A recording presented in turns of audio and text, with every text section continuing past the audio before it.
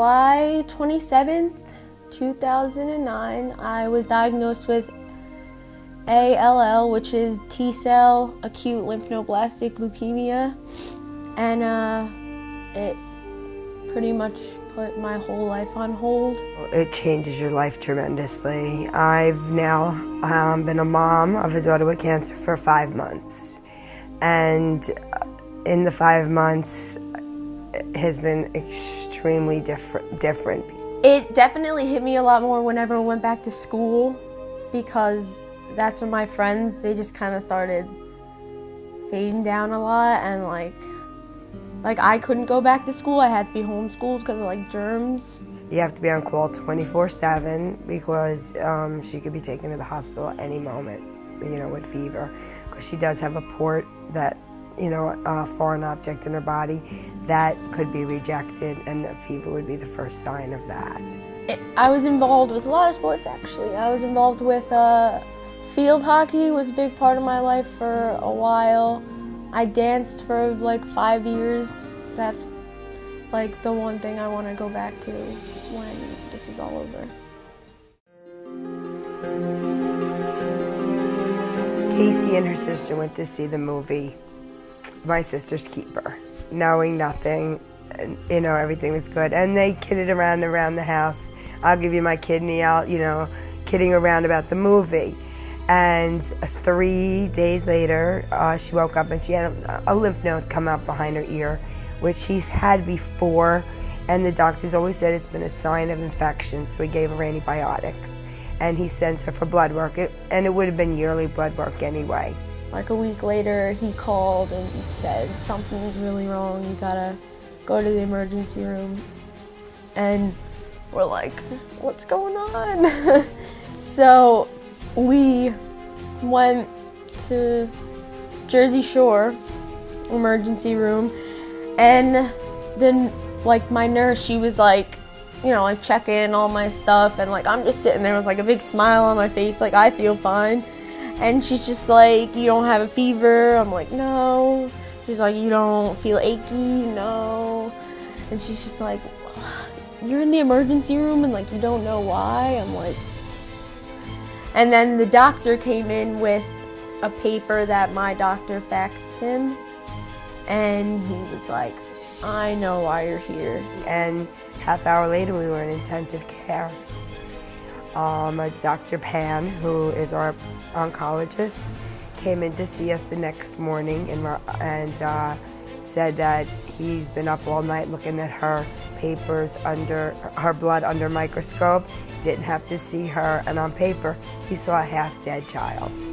When he opened the door and saw Casey, he couldn't believe what he saw. So he transported us that day to Robert Wood Johnson, and they started her chemo immediately that day. The first stage I went through, it's pretty much like an initial blast to try to get it all out, the first try. But that doesn't always happen, so they continue on the treatments. Our first hospital stay was 6 weeks. And I was the new mom on the floor, and I knew nothing, and lost, so lost. And then after that, when I got to go home, I still got a lot. I was in the hospital for fevers and things like that. But I would go to the clinic every Wednesday and get chemo in my port. And then when I would come home, nurses would come home during the weekends and give me chemo here too.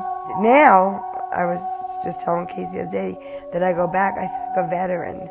Because I see these new people, the new faces, and I hear them ask a doctor a question, and it's so odd that I know the answer. So I now feel like I'm a veteran, in this whole procedure with the leukemia. Each one is different. There's and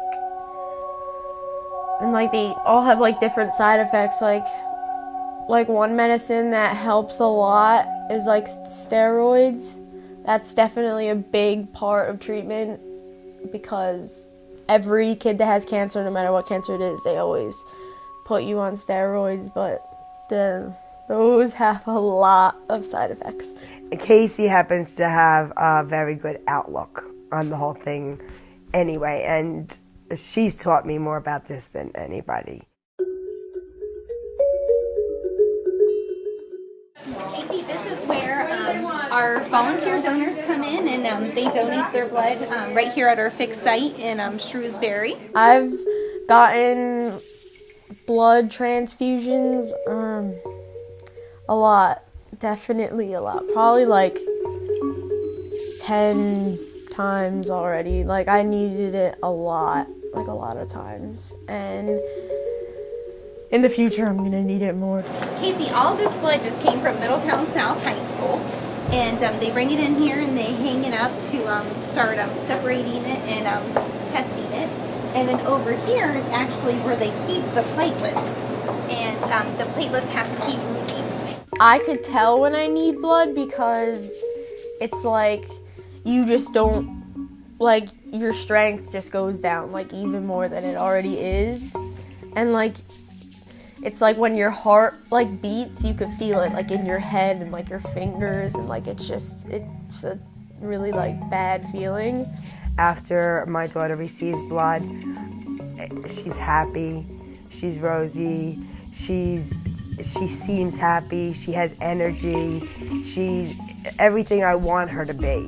What we're doing here is, this is the whole blood that's collected in this bag. It goes through a filter. We're taking out all the white cells. So it passes through these filters, which are much bigger than the red cells. It passes through this filter, and then it goes down into this one bag. So that's the good blood that I get. You probably get platelets too? Yes. All of that? When Casey gets blood, we stand by the window and we look at the sky and we say, "Thank you to whoever's blood it is I got today." There's still so much to learn about leukemia, and being a cancer of the blood is why it is so important to have the blood available. I would like to say that definitely, if there's a chance for any teenagers to give blood, you definitely should, because I know a lot of them, like a lot of us think like that would never happen to me, it never happened to my family or my friends, but like it does, and you really don't even know what, like if there wasn't people donating blood, like I don't know if half the people with leukemia would even be here right now, because that's what we need the most is blood. So what would you say if you knew exactly whose blood she was getting? What would you say to that donor that gave that blood to your daughter if you had the opportunity? I don't know if there's enough words in the world that I could say to them. That would mean everything to me.